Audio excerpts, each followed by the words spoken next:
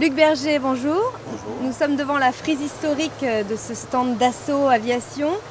Un mot justement sur ces premiers 100 ans d'histoire, des premiers pas de Marcel Dassault avec l'hélice éclair jusqu'au FCAS.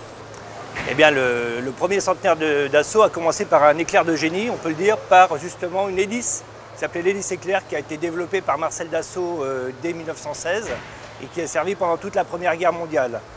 À la fin de la Première Guerre mondiale, il a arrêté de faire de l'aviation, il a repris dans les années 30 et en quelques années, il est devenu le deuxième constructeur aéronautique français. Pendant la guerre, il a été emprisonné par le gouvernement de Vichy, il a été déporté à Buchenwald. Quand il est revenu, tout de suite, il a recommencé par faire un avion, le Flamand, dont on fête les 70 ans cette année, qui est le premier avion à porter le nom Dassault. Et tout de suite après, ce qu'il a compris, c'est que la grande révolution de la Seconde Guerre mondiale, c'était le moteur à réaction. Donc il a commencé à faire des avions à réaction avec société, donc le Mystère, et assez rapidement derrière, le Mirage 3. Le Mirage 3 a été développé comme un intercepteur, et il a été suivi par un bombardier nucléaire stratégique, le Mirage 4. Donc des avions essentiellement militaires. Au début des années 60, il s'est aperçu qu'il y avait un marché pour des avions d'affaires, donc il s'est lancé dans ce secteur, en produisant un petit avion, le Mystère 20, qui devait remplacer l'avion flamand dont j'ai parlé, qui était arrivé juste après la Seconde Guerre mondiale. La chance qu'a eu cet avion, c'est qu'il a été choisi par une société américaine, c'est pas de la Pan Am, qui en a commandé 127 exemplaires et qui a lancé l'avion sur le marché des avions d'affaires américains. Et à partir de ce moment-là, la société a une vraie dualité entre le civil et le militaire. Donc après le Mystère 20, on a continué la série des avions militaires avec le Mirage F1, le Mirage 2000 qui a fait son premier vol en 1978. En parallèle, la famille des avions d'affaires a continué avec notamment le Falcon 50 qui est le premier triréacteur d'affaires au monde. On a fait également des avions de patrouille maritime pour la Marine nationale, donc avec l'Atlantique 2. Et en 1986, le premier vol du Rafale, donc jusqu'à nos jours, puisque le Rafale est rentré opérationnel dans la Marine en 2004 et dans les arts de l'air en 2006.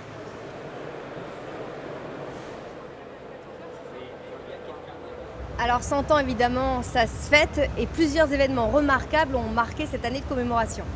Alors en 2016, effectivement, on a eu plusieurs événements. Le premier, on a soutenu le mémorial de Verdun qui avait été rénové et notamment on y a déposé une hélice éclair qui est la première réalisation aéronautique de Marcel Dassault.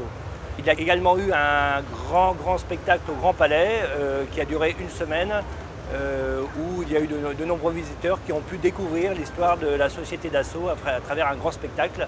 Il y avait d'ailleurs 3 avions qui étaient physiquement présents puisqu'il y avait un Mirage 3, un Mystère 20 et un Rafale à l'intérieur du Grand Palais.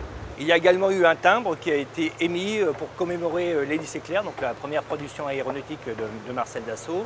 La promotion de l'école de l'air a reçu le nom de Marcel Dassault, ce qui est assez exceptionnel puisque dans l'histoire de l'école de l'air, il n'y a que 2 civils qui ont donné leur nom, Clément Ader, Louis Blériot et donc maintenant Marcel Dassault.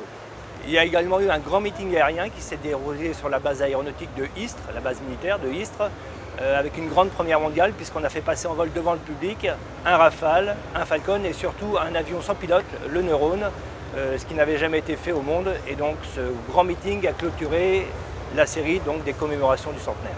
Donc ça c'était pour le premier centenaire et pour le deuxième centenaire alors? Alors le deuxième centenaire est déjà commencé puisqu'on est à la 101e année, donc on a déjà commencé à travailler sur des avions du futur puisqu'on a déjà les drones avec le Neurone qui est en cours d'étude et en développement. On a également avec des partenaires européens un drone d'observation, donc un avion sans pilote qui sera capable de voler très longtemps à très haute altitude pour détecter des ennemis éventuels. Et surtout on a toujours en vol le Rafale qui devrait encore durer 50 ans avec des développements ultérieurs, ainsi que la gamme Falcon qui devrait également vivre encore de longues années.